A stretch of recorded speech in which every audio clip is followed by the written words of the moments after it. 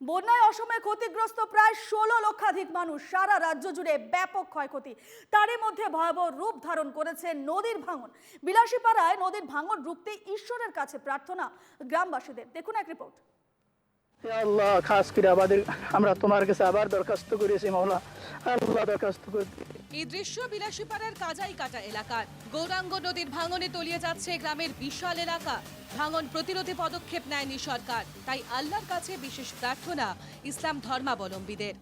আল্লাহ, তুমি নদী বন্ধকে বন্ধ করে দাও, আল্লাহ তুমি বন্ধ করে দাও মাওলা, আল্লাহ তুমি আহকামুল হাকিমিন মাওলা, আল্লাহ তুমি যদি বন্ধ না করো মাওলা, আর কারো ক্ষমতা নাই মাওলা।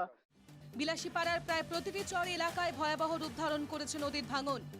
কাজাই কাটা এলাকায় নদীগর্ভে তলিয়ে যাচ্ছে গ্রামের সড়ক। ঝুঁকি নিয়ে বসবাস করছে বহু পরিবার, যে কোনো সময় তারা সর্বশান্ত হতে পারেন। তাই শুক্রবার আল্লাহর কাছে বিশেষ প্রার্থনা করেন অসহায় মানুষ। এই কাজাইকাটা হুজানিয়া মাদ্ৰাছা যি আছে তাৰ সন্মুখত গৌৰাং নৈ এখন গৈ আছে। তাতে আমি দেখিবলৈ পাইছো যে বানপানীৰ ফলত ইয়াত বহুত ক্ষতিগ্ৰস্ত হৈছে আৰু বানপানীত থাকিবলগীয়া বহুত অসুবিধাৰ সন্মুখীন হৈছে আমাৰ ৰাইজে। আৰু ইয়াত আমি সমূহ ছাত্ৰ মানে মাদ্ৰাছাৰ যিখিনি ছাত্ৰ আছিল, গোটেই ছাত্ৰখিনি আমি ইয়াত লৈ আহি আল্লাহৰ ওচৰত আমি দোয়া প্ৰাৰ্থনা কৰিলো যাতে ঈশ্বৰে আমাৰ কৃপা কৰে। এদিকে গৌরাঙ্গ নদীর ভাঙন নিয়ে স্থানীয় বিধায়কের বিরুদ্ধে ক্ষোভ প্রকাশ করেন এলাকাবাসী। যে আমাৰ চাৰিবাৰৰ বিধায়ক হাফিজ বছিৰ আহমেদ কাশ্মীয়ে, তেওঁক আমি লাগাতাৰ চাৰিবাৰ আমি MLA বনাইছো। আৰু তেওঁক আমি এই ক্ষেত্ৰত আমাৰ যি মানে আমি গৰাখহনীয়াৰ ফলত পৰি আছো, এই ক্ষেত্ৰত আমি বিশেষকৈ দক্ষিণ অঞ্চলত আমি দেখিবলৈ পোৱা নাই।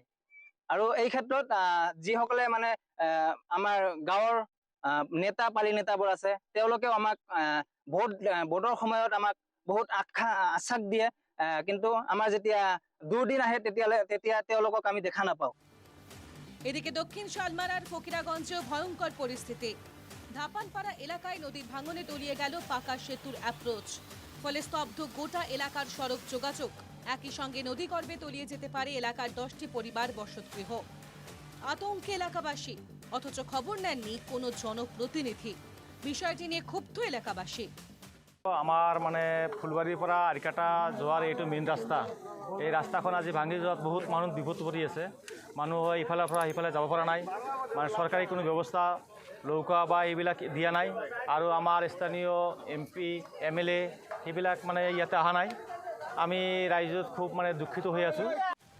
বন্যা আসে চলে যায়, কিন্তু নদীর ভাঙন অসমের অন্যতম প্রধান সমস্যা। প্রতি বছর ব্রহ্মপুত্র সহ অন্যান্য নদীগর্ভে তলিয়ে যাচ্ছে শত শত বিঘার জমি।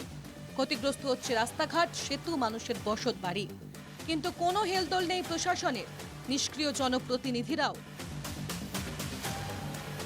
বিলাসীপাড়া থেকে অবিনাশ শীল ও দক্ষিণ শালমারা থেকে জাফর আলীর রিপোর্ট, NKTV বাংলা।